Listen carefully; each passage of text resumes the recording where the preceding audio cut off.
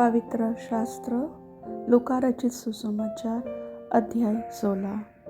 फिर उसने चेलों से भी कहा, किसी धनवान का एक भंडारी था और लोगों ने उसके सामने उस पर यह दोष लगाया कि वह तेरी सारी संपत्ति उड़ाए देता है। अतः उसने उसे बुलाकर कहा, यह क्या है जो मैं तेरे विषय में सुन रहा हूँ? अपने भंडारीपन का लेखा दे, क्योंकि तू आगे को भंडारी नहीं रह सकता।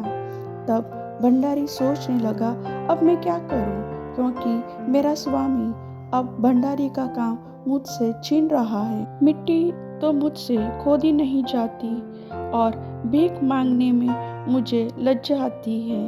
मैं समझ गया कि क्या करूँगा, ताकि जब मैं भंडारी के काम से छुड़ाया जाऊँ तो लोग मुझे अपने घरों में ले लें। तब उसने अपने स्वामी के देनदारों को एक एक करके बुलाया और पहले से पूछा, मुझ पर मेरे स्वामी का कितना कर्ज है? उसने कहा, 100 मन तेल। तब उसने उससे कहा, अपना खाता बही ले और बैठकर तुरंत 50 लिख दे। फिर उसने दूसरे से पूछा, तुझ पर कितना कर्ज है? उसने कहा, 100 मन गेहूं। तब उसने उससे कहा, अपना खाता बही लेकर 80 लिख दे। स्वामी ने उस अधर्मी भंडारी को सराहा कि उसने चतुराई से काम किया है, क्योंकि इस संसार के लोग अपने समय के लोगों के साथ रीति व्यवहारों में ज्योति के लोगों से अधिक चतुर है। और मैं तुमसे कहता हूँ कि अधर्म के धन से अपने लिए मित्र बना लो, ताकि जब वह जाता रहे तो वे तुम्हें अनंत निवासों में ले ले। जो थोड़े से थोड़े में सच्चा है वह बहुत में भी सच्चा है, और जो थोड़े से थोड़े में अधर्मी है वह बहुत में भी अधर्मी है। इसलिए जब तुम अधर्म के धन में सच्चे न ठहरे तो सच्चा धन तुम्हें कौन सौंपेगा? और यदि तुम पराये धन में सच्चे न ठहरे तो जो तुम्हारा है उसे तुम्हें कौन देगा? कोई दास 2 स्वामियों की सेवा नहीं कर सकता, क्योंकि वह तो एक से बैर और दूसरे से प्रेम रखेगा, या एक से मिला रहेगा और दूसरे को तुच्छ जानेगा। तुम परमेश्वर और धन दोनों की सेवा नहीं कर सकते। फरीसी जो लोभी थे, ये सब बातें सुनकर उसे ठट्ठों में उड़ाने लगे। उसने उनसे कहा, तुम तो मनुष्य के सामने अपने आप को धर्मी ठहराते हो, परंतु परमेश्वर तुम्हारे मन को जानता है, क्योंकि जो वस्तु मनुष्य की दृष्टि में महान है वह परमेश्वर के निकट घृणित है। व्यवस्था और भविष्यवक्ता यूहन्ना तक रहे। उस समय से परमेश्वर के राज्य का सुसमाचार सुनाया जा रहा है और हर कोई उसमें प्रबलता से प्रवेश करता है। आकाश और पृथ्वी का टल जाना व्यवस्था के एक बिंदु के मिट जाने से सहज है। जो कोई अपनी पत्नी को त्याग कर दूसरी से विवाह करता है वह व्यभिचार करता है, और जो कोई ऐसी त्यागी हुई स्त्री से विवाह करता है वह भी व्यभिचार करता है।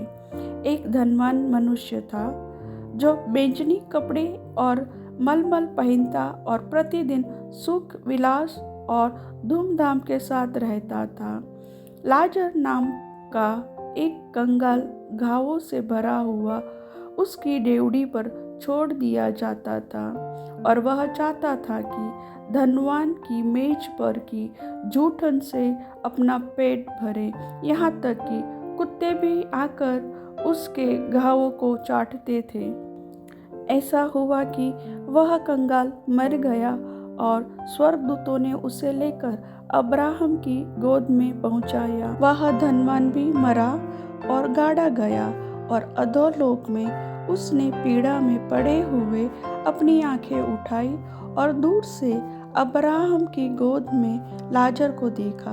तब उसने पुकार कर कहा, हे पिता अब्राहम, मुझ पर दया करके लाजर को भेज दे, ताकि वह अपनी उंगली का सिरा पानी में भिगो मेरी जीभ को ठंडी करे, क्योंकि मैं इस ज्वाला में तड़प रहा हूँ।